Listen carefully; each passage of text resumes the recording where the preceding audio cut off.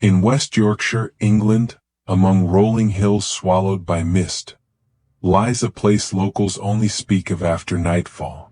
A bleak, ancient expanse where strange lights drift through fog, and where some swear the ground itself whispers. Ilkley Moor. Not just a landscape, but a living presence, a memory carved into earth and sky. Today we step into one of the most unsettling encounters ever reported here. A moment that changed one man's understanding of reality forever.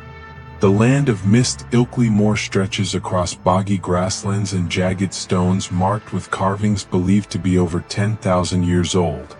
Locals say that when darkness falls, especially in winter, this place becomes a threshold, a doorway to something beyond the world we know. And on a freezing morning in late 1987, someone would cross that threshold without even realizing it. The encounter, December 1st, 1987. Philip Spencer, former police officer, amateur photographer, left home intending to take a shortcut across Ilkley Moor. He carried a camera and a compass, sensible tools for a man used to navigating the unknown. His footsteps cracked across frozen grass, the sound sharp against an unnerving silence. Then, a faint movement caught his eye. About 50 meters away, through sliding sheets of fog, stood a small figure on a low ridge. At first he thought it might be a child. But as his eyes adjusted, the truth became impossible to deny. Pale gray skin, an oversized head, huge black almond-shaped eyes, a thin, frail body, only about 4 feet tall. One tiny arm raised, as if signaling him to stop. Adrenaline surged. Instinctively, Spencer lifted his camera and fired one shot. A single frame. The creature turned and vanished over the ridge. Spencer gave chase.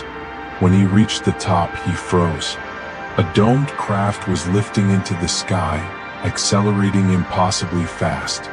Within seconds it was gone, swallowed by thick clouds. He hadn't even been able to raise his camera a second time. He searched the ground desperately for traces, footprints, burn marks, debris. There was nothing, as if nothing had happened at all. The compass reverses and time disappears, but something was wrong. When he pulled out his compass, the needle wasn't pointing north. It was pointing south, as though the polarity itself had been reversed. Ignoring the now useless device, Spencer continued toward the village. When he arrived, the church clock read 10 a.m. He had left at 7 a.m. The walk should have taken 1 hour. He'd only stopped briefly for a few photos. Yet 3 hours had vanished. A chill crept through him, not from the cold, but from the realization that some part of his memory may have been taken. The photograph. Back home, Spencer developed the film. Among the misty frames, one stood out. The figure, small, clear enough to recognize it was not human, not animal, and not a trick of perspective.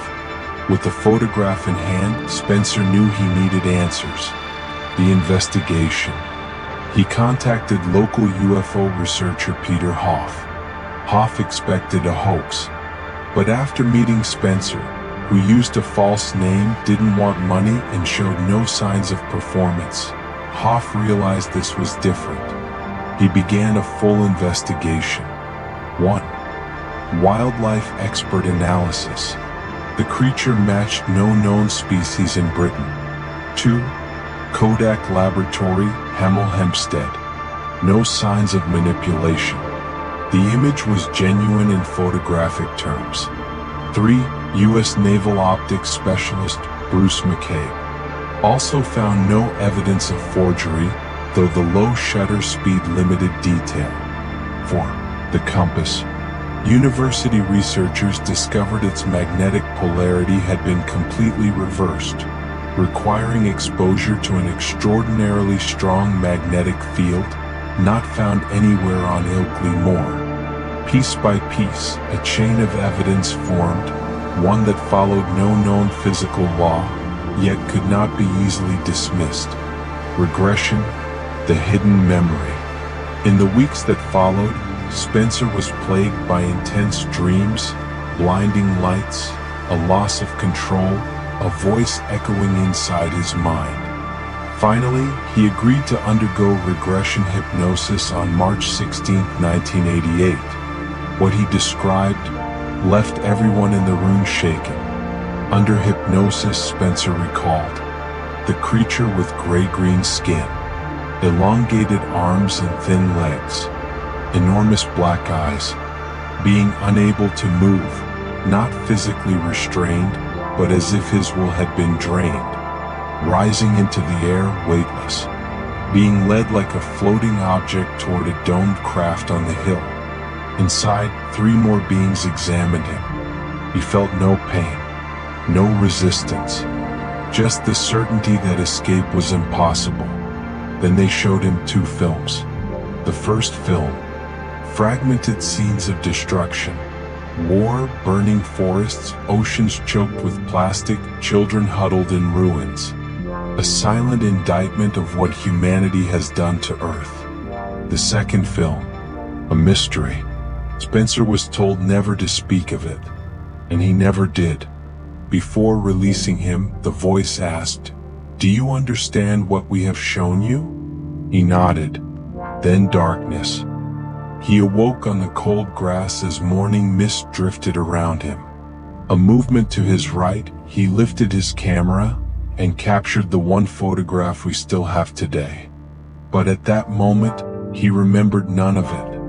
Every memory had been sealed away until that hypnosis session. Debate and skepticism. The photograph sparked decades of controversy. Skeptics argued it was a bush, a distorted shadow, or a planted mannequin. But when investigators recreated the exact angle, height, and distance, no natural object matched the figure in the photo. Still, the questions persisted. Why would highly advanced beings choose an ordinary retired police officer to deliver a message to humanity? A fair question, but perhaps their motives lie beyond human understanding. Conclusion. The whisper in the mist. Philip Spencer never revealed his real identity. No book deals. No interviews. No fame. Just a single blurry photo and a story that never changed. In a world ruled by science and precision, such stories still drift, existing in the hazy boundary between reality and the unexplained. Maybe Spencer truly encountered something not of this earth.